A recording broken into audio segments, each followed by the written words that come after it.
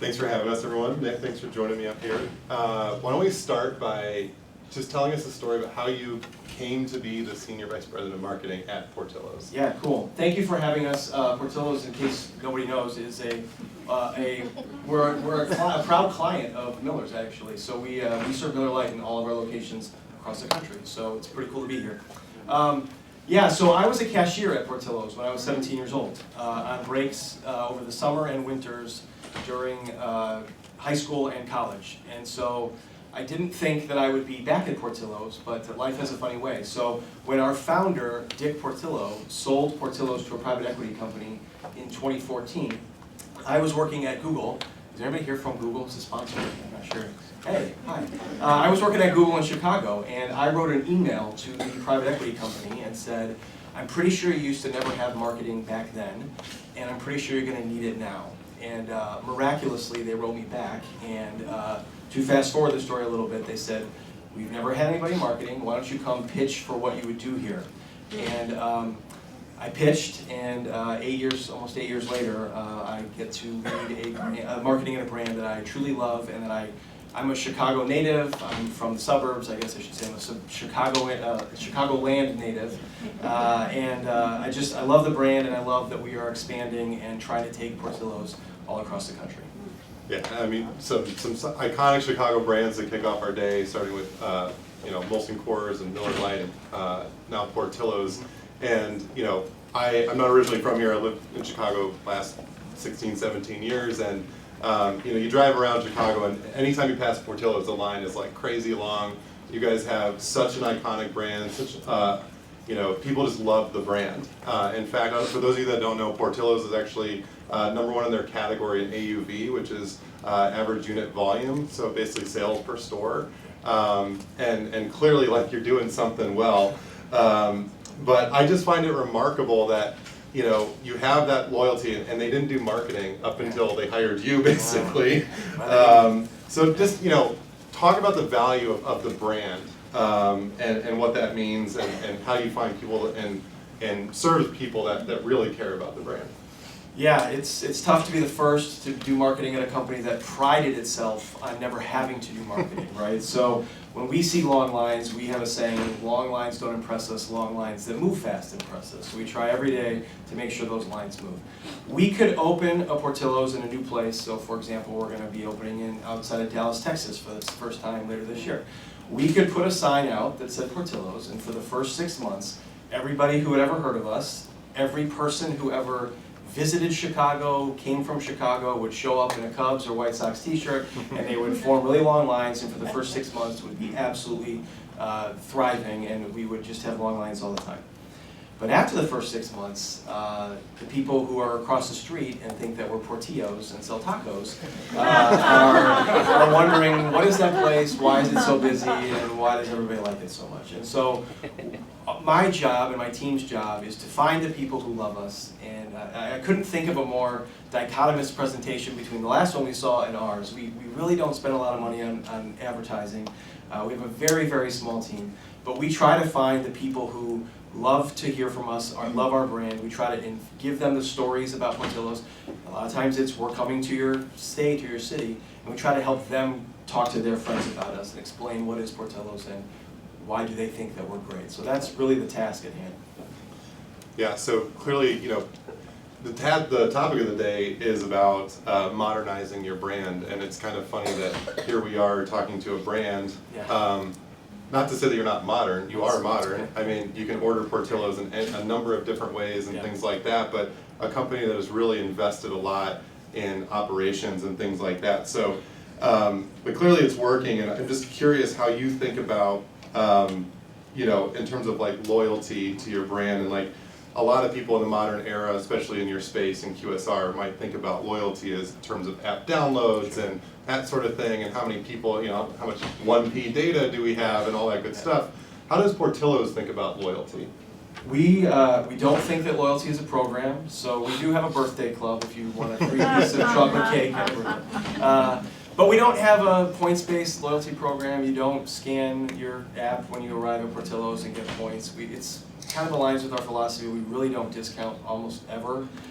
We think Portillo's is worth full price. But we think that we've been around 60 years, right? And before there was a marketing team, before there were any of us, there was our founder, Dick Portillo.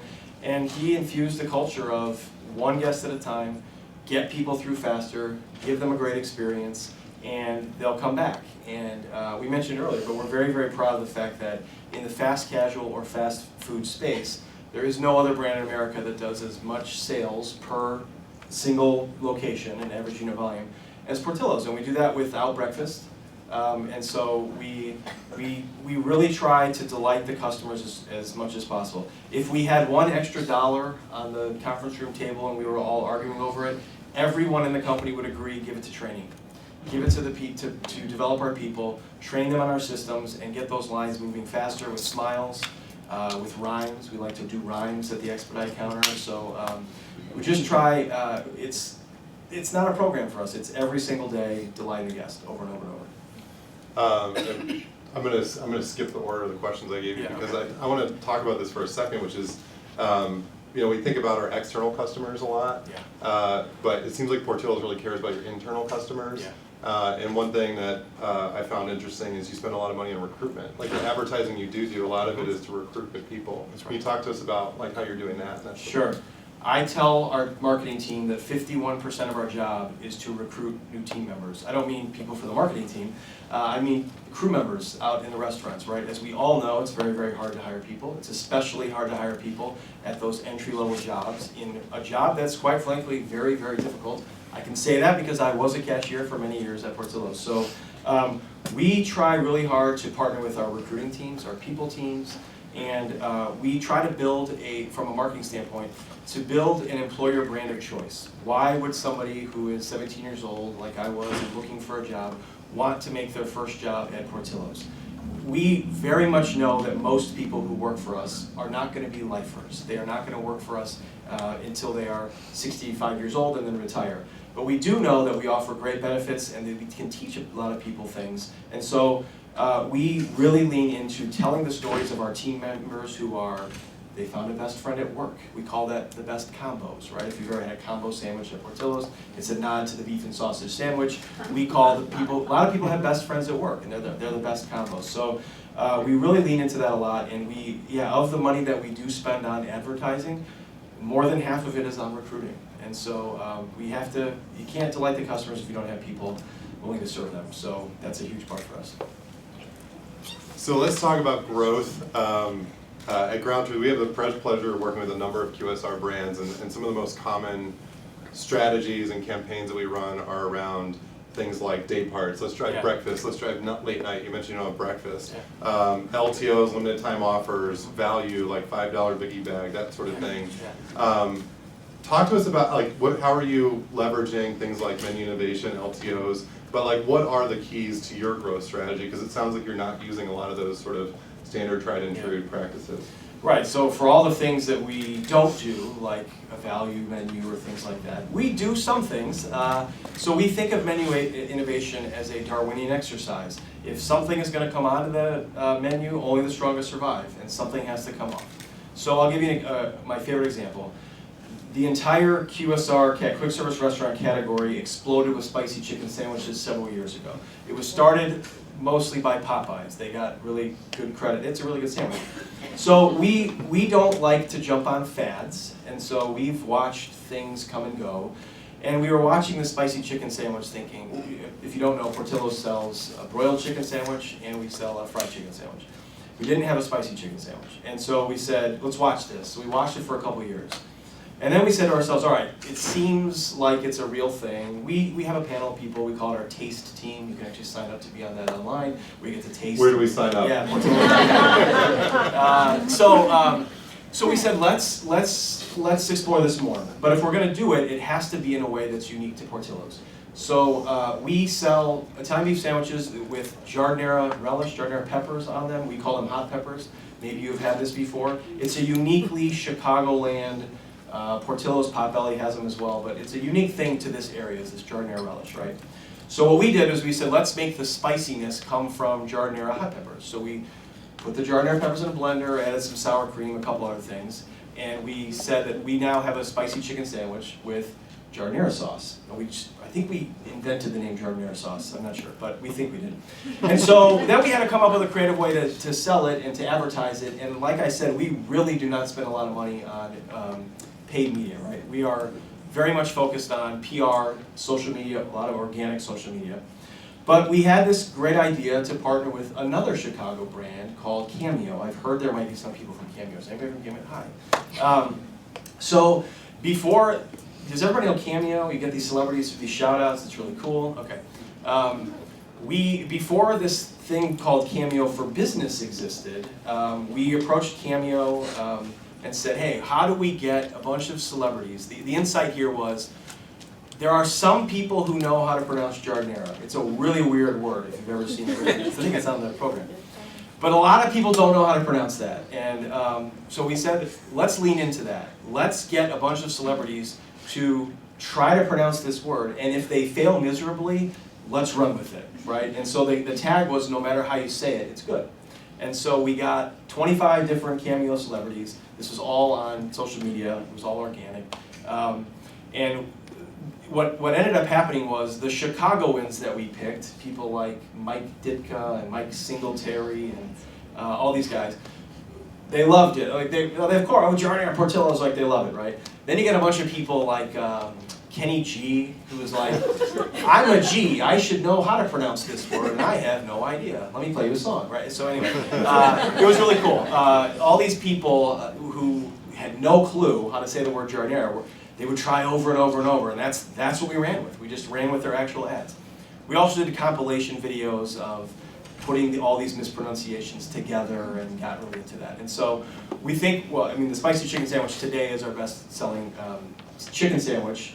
It's a Darwinian exercise, so we pulled a different chicken sandwich that used to come on a croissant off. A lot of people really like that sandwich, but it was the lowest seller in the group, and so we try to do fun things. That was the big idea there. We try to do things like we created, for this Jardinera thing, we created a children's book called G is for Jardinera because toddlers need to know how to pronounce that. There was a pronunciation guide in the back, that kind of thing. So we try to do really fun things, but that was a really good example. Can I give one more example? Of course. All right. So I'm going to pivot now just a little bit to other things that we do. Portillo's, if you don't know, has a shop and ship business. We ship frozen Italian beef and hot dog kits. It's like the Blue Apron before there was Blue Apron. We've been doing this for 20 years. We ship it to all 50 states. And so when we approach new market openings, where should we go next? Portillo's today is in 9 states. When I started, we were in 4. It's been really fun to grow. It's like, where are we going to grow next? We get a lot of feedback from people about cities that we should expand to. And we use this data that we have for the last 20 years of where people are shipping Portillo's Italian beef to, we call it the Portillo's Index. And we look at it and we say, where is the most popular place where we don't have a restaurant? So in the past, popular places have been the Orlando, Florida area. Now we have Portillo's in Orlando, Florida. And today, the #1 place that we ship is Dallas, Texas. And so when we open in a few months in Dallas, Texas, we have a massive database of people who have already bought and shipped our product either to themselves or someone that they know. And that goes back to what I was saying in the beginning. We have ways to find people who already raised their hand to say they love us and they've been our customer. And we use that a lot. We invite them to sneak peek openings, they get to eat for free, that kind of stuff. You're doing 3 and 4 really well, which Yeah. was fun, is show up where they are. That's right, yeah. And then find your people, Yeah, right? that's right. There's some other creative ways, around new store openings, a lot of brands are gonna pump the market full of media and stuff, Yeah. like we're coming soon. You don't do that. No, we don't. Talk to us about Yeah. why you don't do that. What is your strategy around new store openings and supporting those new stores? Yeah, so I learned very quickly that there is no need to spend money on new restaurant openings. If you build, this is a case of if What you a great build it- problem to yeah, have, by the way. If you build it, they will come, like I mentioned. Long lines, we hope they move fast, we want them to move fast, but we have a problem hiring people. And so what we did a few years ago was we created a Portillo's food truck. We call it the Beef Bus, and we bring it around to all the new locations ahead of us opening there. And so we liken ourselves to a PR, organic, social, word-of-mouth machine. And we basically do tours of the area. And we set it up it's event-based marketing, right? We set it up, we partner with different breweries, or we put it on the pad where we're about to start construction. We work with our landlord to go different places. And we invite people to sign up to follow us. BeefBus has an Instagram handle. You can follow us along this tour. And it is an absolute insane process. We have to hire security everywhere we go. We will announce, for example, we just did this in Dallas. We did a 2-week tour. And every single day we said we're going to start selling around 1 o'clock. And every single day there were 100 people in line by 8 a.m. And so, shame on us, we didn't have a virtual queuing system or anything like that. We're working on that. But we had a lot of people who would stand in line, and we would go out there and say, look, we have tents, we have misters, it's 110 degrees. You are standing in a line that's going to take you 3 hours. I'm really sorry that it's going to take you 3 hours. I don't want it to take 3 hours, but it's a truck. It's not a restaurant. And they'd say, I had nothing else to do. I took today off. And so these people are so excited to visit us. And so we use that. We make media stops with it. We use it to promote who we are, right? Who is this brand? What is an Italian beef sandwich? How is a hot dog a meal? That kind of stuff. But we, at every single stop, the #1 message we are saying is, and it's a great place to work, and we're hiring now, and we need more than 100 crew members to open, and we can't open if we don't get 100 crew members. So help us spread the word. And so that is our, it's kind of our nuclear weapon of PR is this food truck, and people really like it.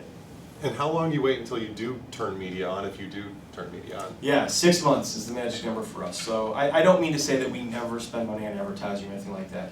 The hullabaloo, all the excitement, the people driving from hundreds of miles away dies down after 6 months. And that's when we start introducing ourselves to the locals, and it gets a little bit quieter. It's a really good strategy for happy hour later to say, I don't spend money on advertising, so don't come talk to me.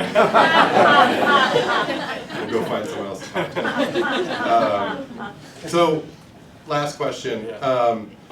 What do you think, for a guy that doesn't spend a lot of money on advertising, what do you think is the next big thing in media or advertising? What are some things that you guys are interested or testing? Yeah, sure. So, from my personal point of view and our company, we're looking at a lot of things around voice. So voice search, voice ordering. Personally, I have 4 kids. I watch them use a Chromebook and they never type anything. They always just talk into the Chromebook. And so you cannot order from an Alexa skill or anything like that at Portillo's yet. But we think that voice ordering and voice search and things like that is super interesting. And we don't have a solution. We're still thinking about it, but I think that's going to be a big thing in the next few years for us. I voice text all the time. My kids think I'm lame. Yeah. Well, mine always think I'm lame for many reasons. Yeah. Do we have a couple questions if we want to take questions from the audience? Anyone? Anything? I have a question. Sure. You go. You were. Go. I heard you first. How important is provenance when you're expanding into new markets? That these are like Chicago origin menu items. Right. So the question is how important is provenance when we expand into new markets? The idea that this is a Chicago thing. It is a very slippery slope. If a Philly cheesesteak place came into Chicago and said, we're from Philly, a lot of us would say, who cares? So we try hard to represent that we were born in Chicago, but we're expanding everywhere. I like to make the analogy to Chipotle brought the burrito, but lots of places do burritos, I understand that, but Chipotle brought the burrito to a nationwide audience. We think that we are the #1 seller in the country from a restaurant perspective of the Italian beef sandwich and the Chicago style hot dog. So our mission is to promote those types of items. It's nice that they came from Chicago, and you cannot avoid it. Everybody, like I said earlier, often our restaurants are pep rallies for Chicagoans, right? If there's a restaurant in a place, we have restaurants that are in Phoenix, Arizona. The Cubs have spring training there. Every single spring training game, it is a pep rally for Chicagoans, right? So it is very important. We will never get away from the fact that we were born in Chicago. But then you have cool things like this Hulu show, The Bear. I don't know if everybody's seen this, right? It's kind of doing our work for us. It's really nice. It's it's pretty cool, There's right? a beef movement, I feel. There is I'd like to think that we're, helping spur it along. So yeah, it's pretty cool. Good question. Thank you.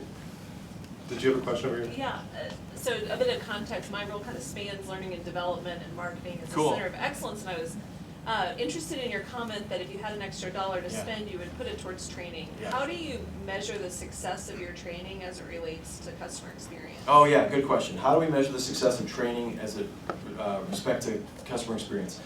We have a metric called overall satisfaction. It is a scale from 1 to 5. You know those surveys you get on the bottom of receipts after you go to McDonald's and you go, who in the world fills those out? A lot of people fill them out, and that's one of the ways that we measure. We also send you an email after you do an online order or something like that. So the number one metric we have is overall satisfaction. We can parse that by if you came through the drive-thru, if you ordered delivery, if you ate inside, that kind of stuff. Another big metric for us is retention, team member retention. It's loosely related, but we're in an industry that has 100% turnover.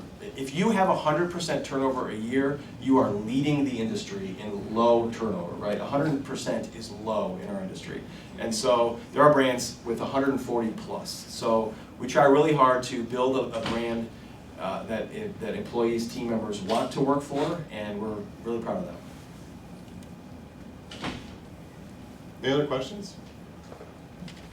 I have one. What's the top selling menu item? Are you allowed to share that? Of course. Okay. Top selling menu item is the Italian beef sandwich and all of its variations, including my first favorite is a beef and cheddar croissant. I don't know if everybody's had that, but if you haven't, I urge you to go out quickly and get an Italian beef sandwich and a croissant. It will change your world. That also includes, we put the sausage. I was talking about combos.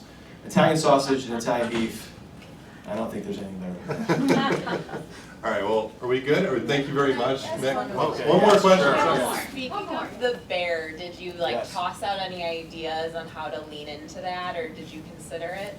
Yeah, what are we doing with the bear? We've reached out to all of the actors and the writers and things like that. We tried, there is no sort of paid opportunity to be there, but we did a thing where we came out with a pair of Portillo's Crocs. We partnered with Crocs. It was the best thing. The most signups for anything we've ever gotten was we made 100 pairs of Crocs. I don't even remember how many tens of thousands of people applied to win these things in a sweepstakes. And we sent the main actor, whose name I'm forgetting, we sent him up because he had gone on a late night show and said, I'm a big fan of Portillo's. He kind of caught some flack because this show is Chicago and it's like, you should be talking about Johnny's beef and not the chain Portillo. Okay, I get that. But he said he liked Portillo's, so we sent it to him and he was like, hey, can we all have these? We'd all love to wear these to premieres and things like that. So we'll send them all to him. That's the extent of it. We try to send, hey, if you guys need any bags or cups, or that stuff happens all the time with lots of Chicago-based shows like Chicago Fire and stuff like that. So we try to just be available, and we try to win them over with some Crocs. Let's all wear some Portillo's Crocs, Yeah, holding the New Balance koozie with the Miller Lite. That's perfect. Yeah, that's perfect. It'll look great. All right, well, thank you, Nick. Thank you for having me. Thank you.